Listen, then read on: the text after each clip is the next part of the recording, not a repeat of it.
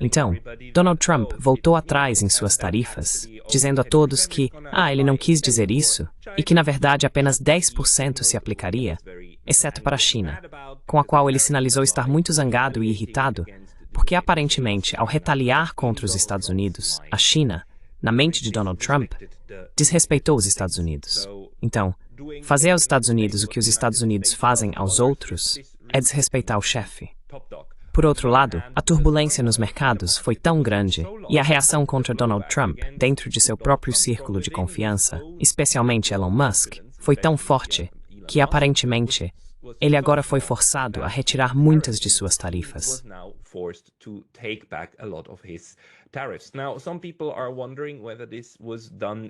Agora, algumas pessoas estão se perguntando se isso foi feito intencionalmente ou se esse tem sido o ponto de sua estratégia o tempo todo.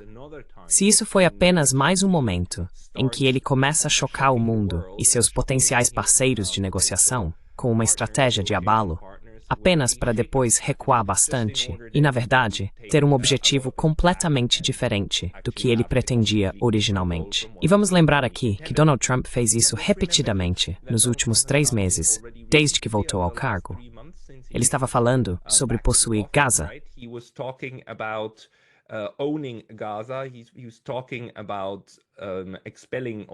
Ele estava falando sobre expulsar todos os palestinos, com palavras diferentes. Mas toda essa retórica que ele tinha, ele estava dando uma grande bronca no Sr. Zelensky. Ele está falando sobre o acordo de minerais com Gaza e Ucrânia, embora esse ainda pareça ser de alguma forma sério para ele. Mas todas essas abordagens são, de uma forma ou de outra, abordagens maximalistas, táticas de negociação, certo? Você chega, arromba a porta, e na verdade então serve ao outro, ou a quem você imagina ser o outro. Um documento de fantasia, apenas uma fatura. Você sabe, você simplesmente escreve uma fatura para alguém e diz a eles: esta é a minha reivindicação.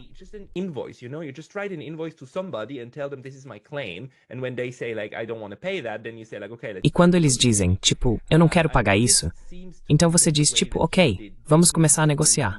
E isso parece ser a maneira como ele fazia negócios no mundo imobiliário, onde aparentemente você começa com um número completamente fantasioso e uma alegação fantasiosa.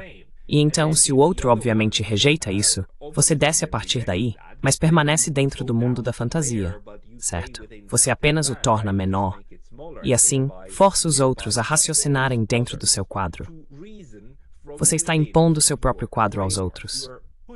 E parece que Donald Trump tem tentado fazer isso novamente, com toda a sua abordagem tarifária.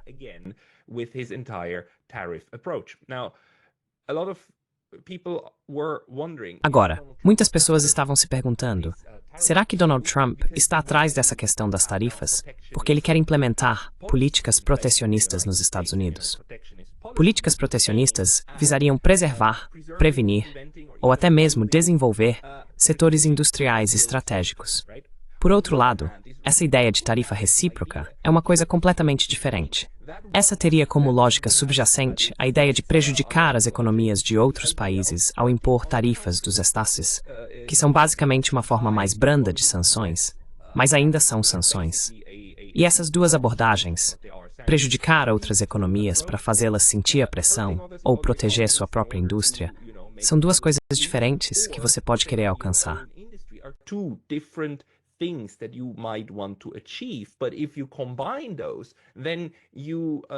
Mas se você combinar esses, então está se preparando para um grande fracasso, porque eles não são complementares. Se você adotar uma abordagem à Rússia, sabe, você impõe sanções a um país. Então, o objetivo final é alcançar uma mudança de política no outro país, embora as sanções muitas vezes não atinjam esse objetivo. Por outro lado, políticas protecionistas não são incomuns, quero dizer, muitos estados estão fazendo isso.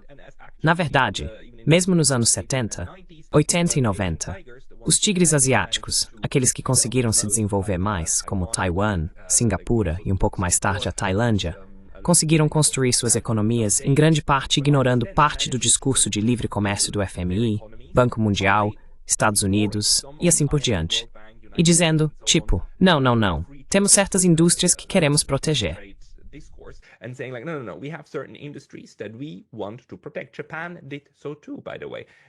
O Japão também fez isso, aliás.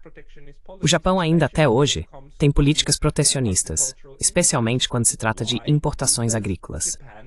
Por quê? Porque o Japão quer proteger seu próprio setor agrícola. E por que eles querem fazer isso? Você pode perguntar. Bem, porque os agricultores tradicionalmente votam muito fortemente no LDP, o partido que está no poder há mais tempo aqui no Japão. É uma base eleitoral importante para eles. E, portanto, o LDP no poder garante que, especialmente os produtores de arroz e de vegetais, e assim por diante, sejam protegidos das importações estrangeiras, especialmente os produtores de arroz. Vegetais, nem tanto, porque são bastante perecíveis. Mas a produção de arroz, certo? E o preço do arroz sempre foi um preço muito crucial dentro do Japão. Então o governo japonês protege isso o máximo que pode.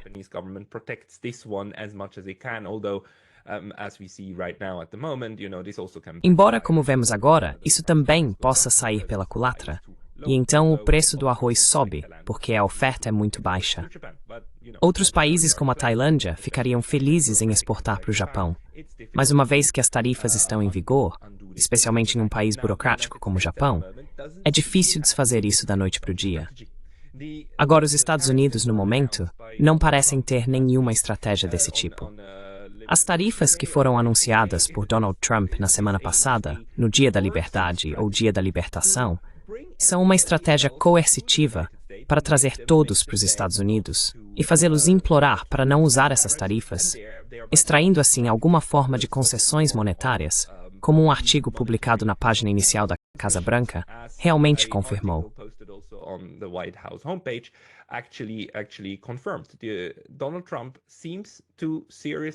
Donald Trump parece realmente pensar que outros países estão explorando os Estados Unidos.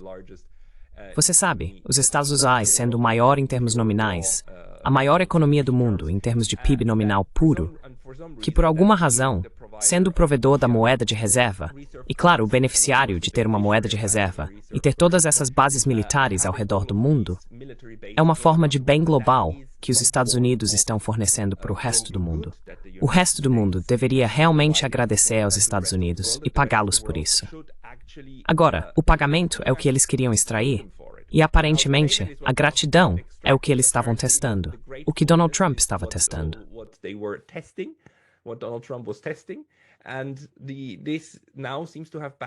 E isso agora parece ter saído pela culatra de forma tão intensa, porque trilhões de dólares americanos foram eliminados no mercado de ações, o que deixa não apenas Donald Trump e alguns de seus amigos ricos muito irritados, mas também aumenta o sério risco de uma recessão.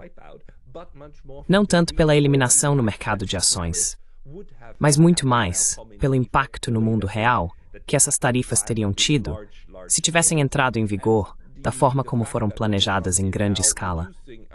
O fato de Donald Trump agora estar reduzindo essas tarifas para 10%, exceto para a China, nos diz que ele ainda está tentando punir e se desvincular da China através dessa narrativa tarifária. Este é um problema bastante grande, porque os Estados Unidos, para seu mercado interno, ainda dependem bastante das importações chinesas. E não se pode simplesmente mudar todas essas cadeias de suprimentos da noite para o dia.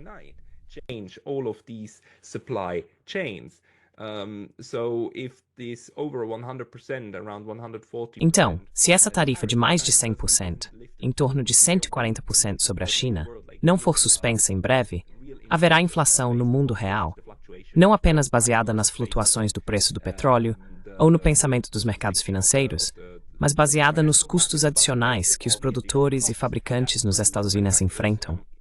Esses fabricantes produzem muitas partes de seus produtos na China e depois os importam para os Estados Unidos. Em algum momento, esses custos adicionais terão que ser repassados ao consumidor, e isso vai tornar tudo mais caro, desde iPhones até carros e qualquer outra coisa que você possa imaginar que esteja de alguma forma integrada em uma cadeia de suprimentos global, que inclui a China. A parte irônica disso é que os Estados Unidos arcarão com a maior parte desse custo, porque para os bens produzidos nos Estados Unidos, que são vendidos fora dos Estados Unidos, essa será uma história diferente.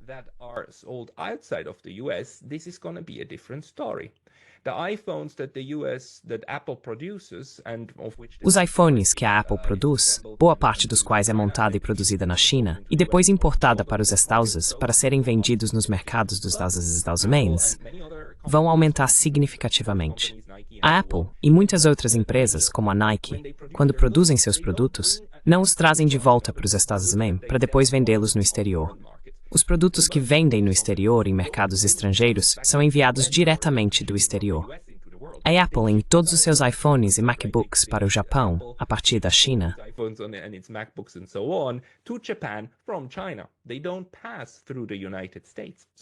eles não passam pelos Estados Unidos. Portanto, as tarifas dos Estados Unidos não se aplicarão a esses produtos americanos vendidos no exterior, mesmo que sejam fabricados na China e em outros estados. Então agora, basicamente, o que temos aqui é uma situação em que essas empresas americanas ainda podem cooperar com a China, ainda podem acessar um mercado mundial, produzir na China, na Índia e no exterior. Mas para o mercado dos Estados Unidos, isso não vai funcionar mais. Isso deve ser uma grande dor de cabeça para muitos dos grandes fabricantes. Mas o que eles farão? A coisa mais direta para eles é realmente focar nesses fluxos separados.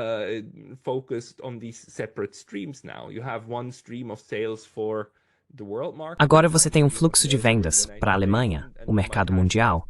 Temos um fluxo de vendas para os Estados Unidos, e você pode ter diferentes fluxos de fabricação. Então, mesmo impondo tarifas de 140% sobre a China, você não está necessariamente rompendo todos os laços comerciais com eles. Você não está necessariamente rompendo todos os laços entre os fabricantes dos Estados Unidos e a China. O que você está fazendo é forçar seus próprios fabricantes a repensar sua estratégia de fabricação e montagem para poder atender a dois fluxos. Mesmo que o objetivo de tudo isso seja enfraquecer a China, a ideia retaliatória dessas tarifas não será bem recebida.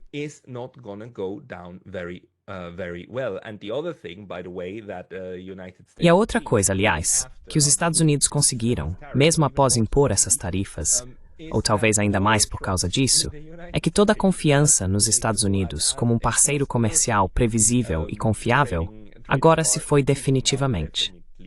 A ASEAN, a Associação das Nações do Sudeste Asiático, divulgou recentemente uma declaração dizendo que não apreciam essas tarifas de forma alguma, mas que não irão retaliar. A ASEAN escolheu o caminho mais pragmático, basicamente admitindo que o mercado dos Estados Unidos é simplesmente importante demais e que não irão retaliar, mas realmente não apreciam nada do que está acontecendo. E como um bloco comercial inteiro, eles divulgaram uma declaração. Então não apenas Singapura, ou Vietnã, ou Indonésia e Malásia, mas como um bloco inteiro.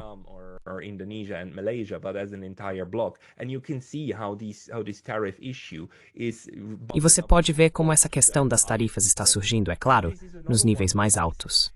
Este é mais um daqueles momentos internacionais e globais em que o mundo inteiro está realmente percebendo algo, certo? É difícil ter diferentes países e diferentes populações, todos ao mesmo tempo, tomando nota do mesmo fato. Mas agora, nos últimos 10 dias, na última semana, todos notaram que os Estados Unidos estão se comportando como uma criança errática e que você não sabe para onde os Estados mais vão. Todos os acordos que você faz com os Estados Unidos, incluindo, é claro, os mais importantes tratados, podem não valer nada amanhã, porque os Estados Unidos deixaram claro, seu ramo executivo deixou claro, que não apenas os desconsidera, mas simplesmente se dá o direito de ignorá-los completamente.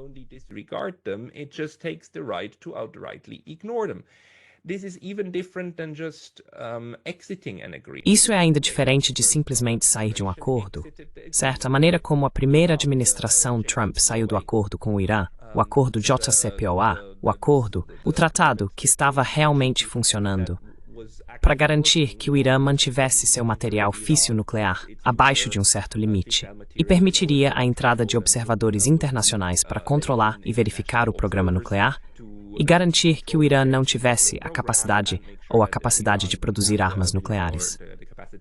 Donald Trump saiu desse acordo durante seu primeiro mandato, mas fez isso apenas usando sua cláusula de saída e dizendo, tipo, consideramos isso, agora estamos oficialmente extraindo.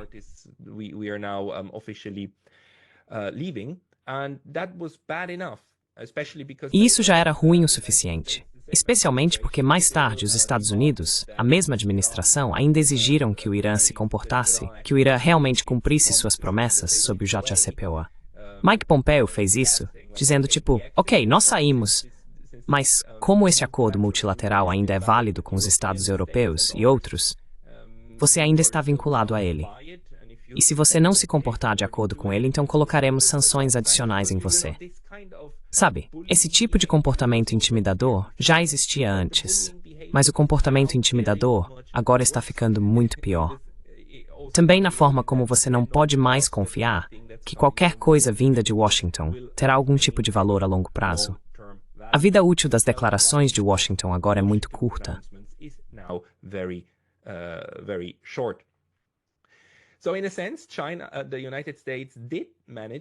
Então, de certa forma, os Estados Unidos conseguiram aqui quebrar bastante porcelana, mas a proverbial, não o país real. O país que realmente bateu o pé e disse, não, quero dizer, se vocês colocarem tarifas sobre nós, vamos colocar tarifas sobre vocês. É preciso dois para dançar tango. E nós também podemos jogar esse jogo. Sim, isso vai nos machucar, mas podemos sobreviver. Temos um mercado de 1,4 bilhão de pessoas, 3 vezes o tamanho dos Estados Unidos. Então, sabe, se isso é um jogo de coragem, não é um jogo muito inteligente. Não é onde os Estados Unidos começam com uma mão forte. É onde, na melhor das hipóteses, tem uma chance marginal de sucesso.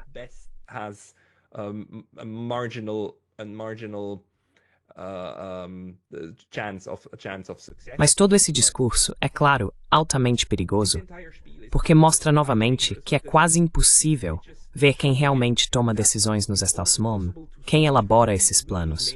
Quero dizer, quem elaborou este plano. E agora é óbvio que é um grupo relativamente pequeno de pessoas que inventa todo tipo de ideias e lança todo tipo de ideias, e o presidente então escolhe o que quer e faz algo que a Constituição dos Estados Unidos tentou prevenir.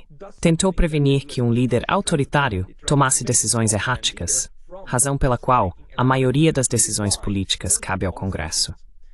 Donald Trump aqui novamente estabeleceu um precedente muito, muito perigoso.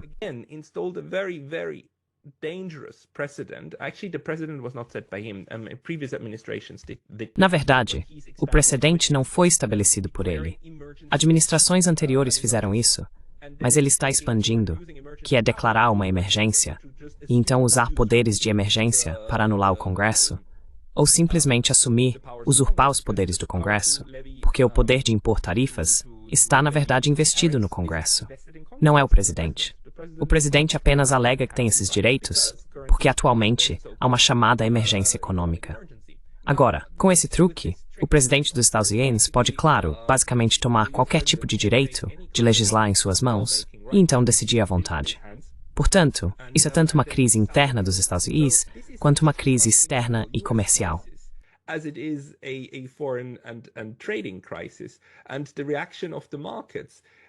E a reação dos mercados, embora não tão preocupada com os aspectos legais disso, agora é um reflexo da insegurança.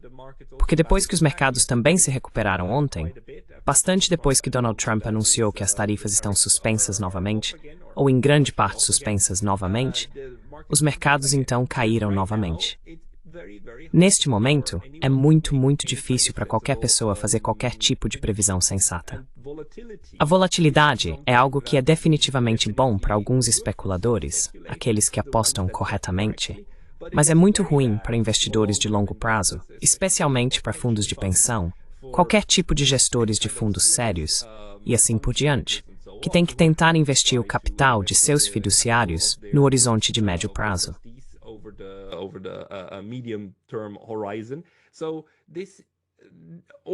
Então, tudo o que isso faz é criar mais turbulência em um mundo que já está bastante turbulento. Porque não vamos esquecer que a guerra na Ucrânia ainda está em andamento. Então, Donald Trump não cumpriu sua promessa de alcançar a paz lá. Devo dizer, e já disse isso antes, que o fato de a administração Trump estar disposta a conversar com a Rússia e realmente ter conversas de alto nível e trabalharem num processo de paz é uma coisa muito, muito boa. É algo muito promissor, mas que ainda não está concluído. O Sr. Trump e o Sr. Netanyahu estavam novamente falando sobre o Irã. Mr. Netanyahu were again talking about Iran. They were talking about the Middle East. Eles estavam falando sobre o Oriente Médio, Ásia Ocidental e a guerra lá.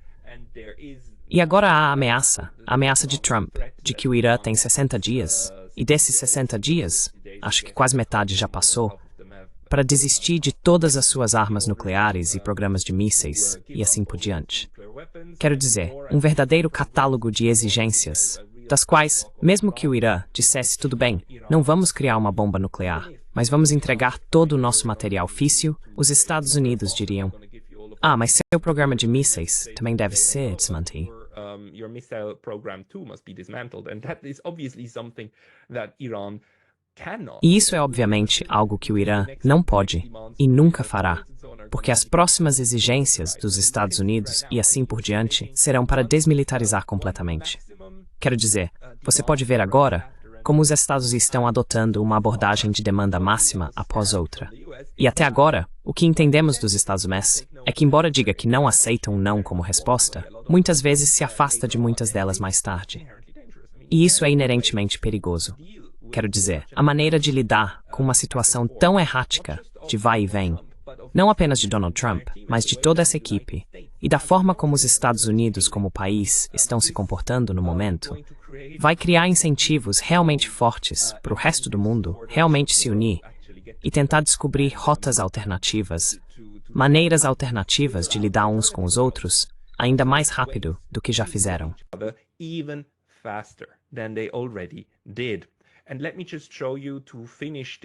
E deixe-me apenas mostrar a vocês, para terminar essa pequena conversa, um artigo que saiu outro dia na Foreign Affairs. A maioria de vocês sabe que eu realmente não gosto da Foreign Affairs, porque é um dos veículos mais prestigiados dos neocons. A Foreign Affairs costumava ser boa. Eles costumavam ter artigos importantes, de observadores importantes, e costumavam publicar, você sabe, artigos muito importantes como aqueles de George Kennan, e assim por diante. Eles costumavam ser bons. E agora eles são apenas, você sabe, um porta-voz de alto nível dos neocons. Não um porta-voz, porque a Foreign Affairs não se publica, certo?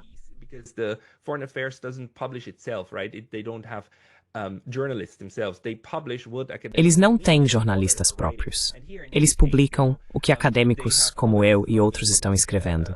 E aqui, neste caso, você sabe, eles têm outra. Esta é outra publicação neoconservadora. É um artigo, mas é um artigo notável de um dos principais neocons, Kurt M. Campbell. Esse cara aqui costumava ser o vice-secretário de Estado dos Estados Unidos no ano passado, na verdade até Donald Trump entrar e trazer toda a sua equipe com ele. Ele estava servindo sob Biden, quero dizer, sob o secretário Blinken, certo? Como parte da administração do Departamento de Estado. Então ele é desse tipo de grupo neocon, do tipo Blinken, de grupo neocon.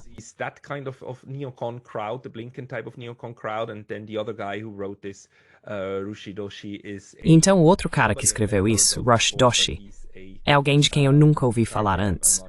Mas ele é aparentemente um jovem engravatado, trabalhando para o Conselho de Relações Exteriores.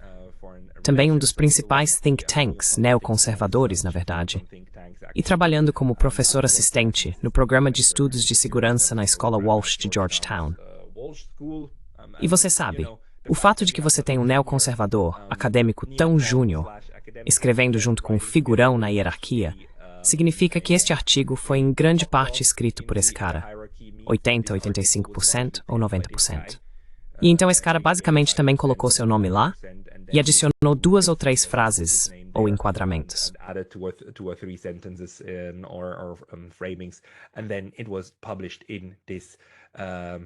E então foi publicado nesta peça aqui.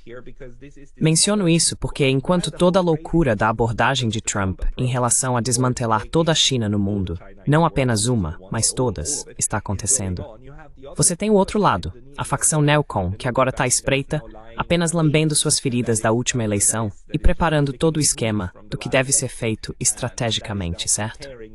Porque essas pessoas, é claro, atacarão a administração Trump por não ter um plano e por ser, como eu disse, errática e assim por diante. Eles adorariam implementar algo muito mais estruturado, mas suas estruturas também estão voltadas para a dominação de todos os outros, e não para alguma forma de política global sensata e equilíbrio global em que todos possam prosperar. politics and global balance in which everybody can thrive. It won't surprise you that one thing will surprise you, which is that Não vai te surpreender que uma coisa vai te surpreender, que é o fato de que este artigo é bastante realista em termos de sua análise das capacidades da China. Este artigo argumenta para não subestimar a China, certo? A China tem muitas vantagens econômicas, militares, populacionais e de conhecimento, até mesmo sobre os Estados Unidos. Para abordar este iceberg, este enorme elefante na sala, o que os Estados Unidos precisam fazer é mudar sua estratégia com seus aliados. As pessoas need alcançar mais próxima com os Estados Unidos. That the United States needs to achieve a closer alliance integration. Washington must transform its alliance architecture. Washington deve transformar sua arquitetura de alianças de uma coleção de relacionamentos geridos para uma plataforma de construção de capacidade integrada e compartilhada nos domínios militar, econômico e tecnológico. Não vou passar por todo o artigo, só quero mostrar isso para você. Atualmente, não está com acesso pago por algum motivo, então você pode até ler tudo, se quiser. Mas o argumento básico é que os Estados Unidos precisam integrar seus aliados mais de perto, especialmente no âmbito econômico, e basicamente criar um grande bloco. Então essas pessoas querem voltar direto para a Guerra Fria e ter, você sabe, não apenas restrições comerciais dos Estados Unidos à China, ou restrições comerciais como tarifas.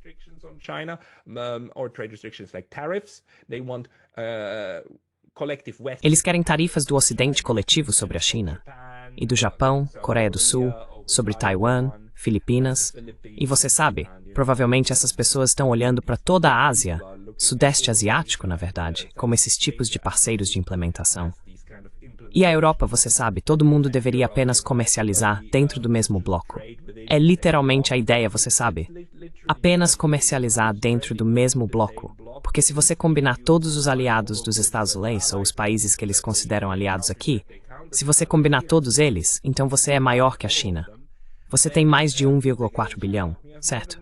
Se você integrar toda a ASEAN, e Japão, e Austrália, e os Estados Unidos e a Europa, então você chega a cerca de 2 bilhões de pessoas, aproximadamente.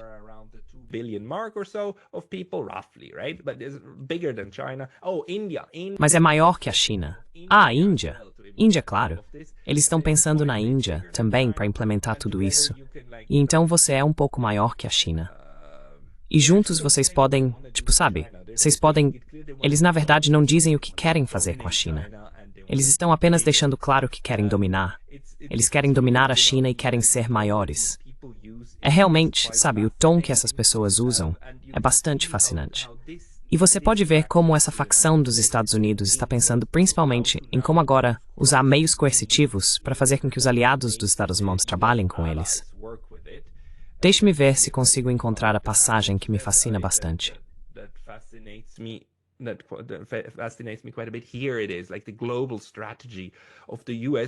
Aqui está, como a estratégia global dos Estados Unidos deveria ser. Algo, sabe, você precisa ter um sistema central descentralizado de certa forma, certo? Onde os Estados Unidos são o líder, mas o líder tem seus pequenos cães que então fazem a vigilância. E o artigo literalmente fala sobre uma estratégia que daria poder aos estados regionais, o que o ex-primeiro-ministro australiano John Howard chamou de xerifes adjuntos. Os Estados Unidos vão nomear xerifes adjuntos. Austrália e as ilhas do Pacífico, Índia no sul da Ásia, Vietnã no sudeste asiático continental, Nigéria na África. Esses serão os xerifes adjuntos dos Estados Unidos, que vão garantir que sua região se comporte de acordo com o plano de Washington e que todos estejam no caminho certo para a dominação dos Estados Unidos.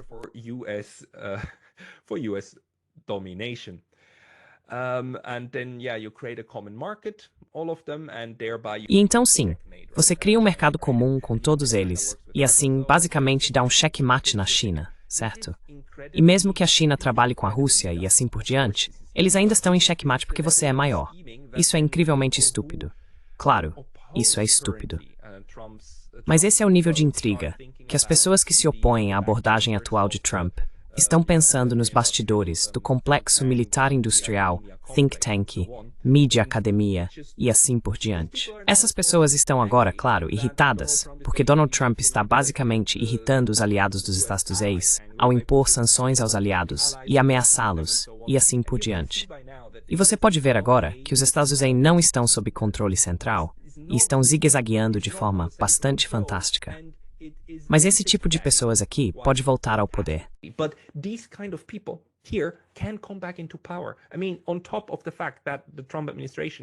Quero dizer, além do fato de que a administração Trump em si é bastante errática, em 4 anos, podemos ter esse grupo de lunáticos de volta à Casa Branca.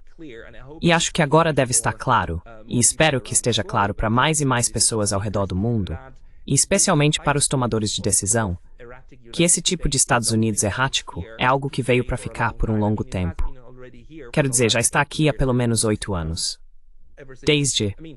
Quero dizer, você pode argumentar que, independentemente do que pense sobre a administração Obama e sua política externa, a sucessão e a abordagem da política externa estavam mais ou menos no curso. Mas desde que Trump venceu, e depois novamente Biden, e agora novamente Trump também, tornou-se quase impossível prever qualquer coisa que os Estados Unidos farão no curto ou médio prazo. E isso tem a ver com o sistema político desse país.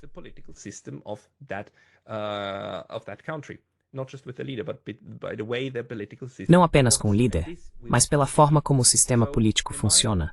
E isso continuará. Então, na minha opinião, a coisa mais lógica a fazer, especialmente para países como o Japão, não é seguir o conselho desses veículos neoconservadores, mas realmente começar a diversificar.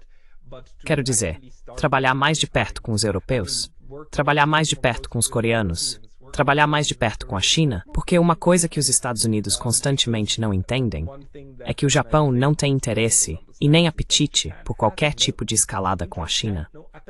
O Japão, na melhor das hipóteses, tem medo da China. Mas eles estão tentando gerenciar esse relacionamento. E também gerenciar um relacionamento com a Coreia do Sul, com quem tem uma relação muito pior do que poderia ser. Mas por diferentes razões históricas, eles têm um relacionamento ruim.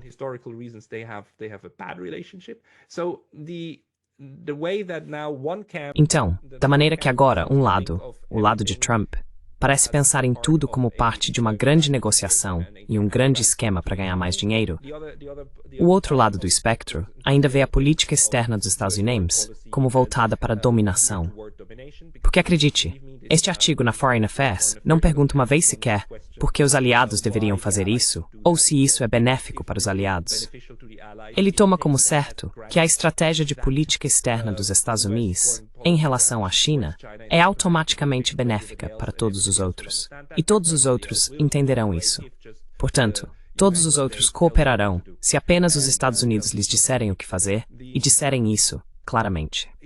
É um momento lunático, sabe? E ler tais artigos em revistas respeitáveis, anteriormente respeitáveis, ou assistir ao presidente dos Estados Unidos anunciando novas políticas tarifárias no gramado da Casa Branca, dá a impressão de que algumas pessoas estão no controle, sabe? E tudo isso é, sabe, apenas normal. Uma parte normal de como as relações internacionais funcionam.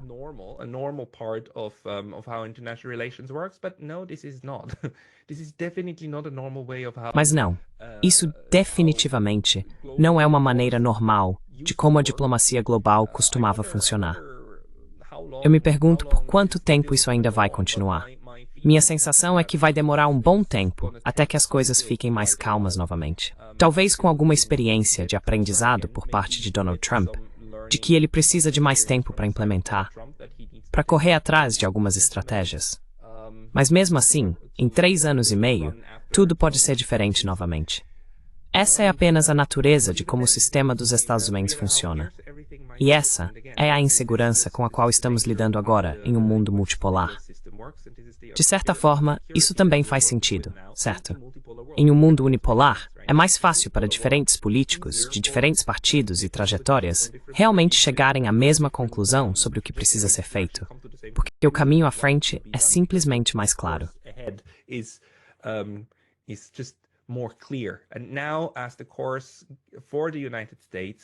E agora, quanto ao rumo dos Estados Unidos, o caminho a seguir fica muito obscuro, e as divergências sobre o que é melhor para os Estados Unidos e o que é melhor também para os constituintes, especialmente a rica e grande classe burguesa nos Estados Unidos, começam a divergir, você terá mais zigue-zague na abordagem de sua política externa. O mundo precisa apenas aceitar isso como um novo fato, de como este início da era multipolar está funcionando e lidar com isso. Para mim, a maior questão é como outros estados, grupos de estados e blocos comerciais abordarão este canhão solto. Um canhão solto em um navio que pode virar e afundar o navio. Não gostaríamos disso. Gostaríamos de garantir que este canhão, em algum momento, esteja seguro novamente. Certo? Então, a questão é como garantir os Estados Unidos para que o mundo possa sobreviver. E com essas palavras, muito obrigado e tenha um bom fim de semana. Thank you very much and have a good weekend ahead.